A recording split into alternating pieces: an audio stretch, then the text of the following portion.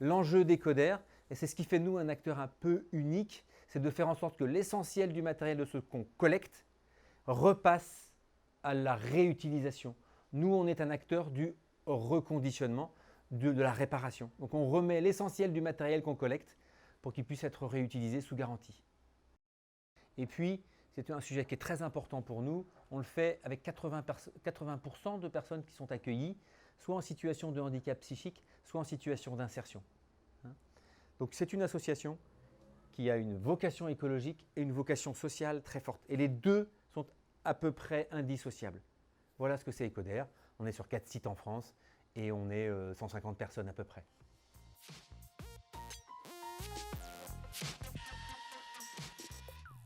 D'une manière générale, la collecte des déchets est un sujet majeur et que les déchets des 3 heures ont une caractéristique particulière dans cette masse de déchets énorme qu'on produit chaque année, c'est que c'est sans doute les déchets les plus polluants.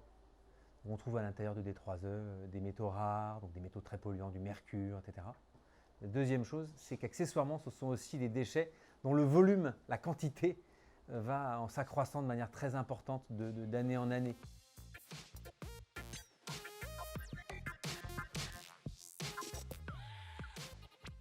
Le process industriel d'Ecoder, il se partage en 4 parties. Une partie collecte, donc là on est au service des gens chez lesquels on va collecter le matériel et accessoirement on leur efface leurs données, on relève les numéros de série. Très bien. On a une deuxième partie qui est juste la partie reconditionnement en tant que tel. Une fois que ce matériel a été collecté, il faut traiter le matériel en tant que matériel et puis il faut traiter les logiciels qui sont à l'intérieur. Donc on va traiter ces deux sujets-là dans la même partie. On a une partie purement réparation. Donc là, on va de 3 ordinateurs qui ne fonctionnent pas en faire un qui fonctionne en substance. Et puis on a une dernière partie qui est la préparation des commandes pour faire en sorte de mieux servir nos clients. On a une toute petite partie qui est une partie SAV. Lorsque le matériel revient, ça représente 6% de notre matériel, il faut aussi être capable de le réparer. Ici, sur le site que vous avez visité, on produit aux alentours de 80 ordinateurs par jour.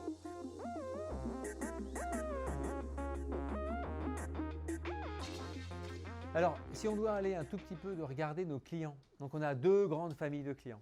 Les clients chez lesquels on collecte, et en particulier des collectivités, on va en reparler, et puis les clients chez lesquels on vend.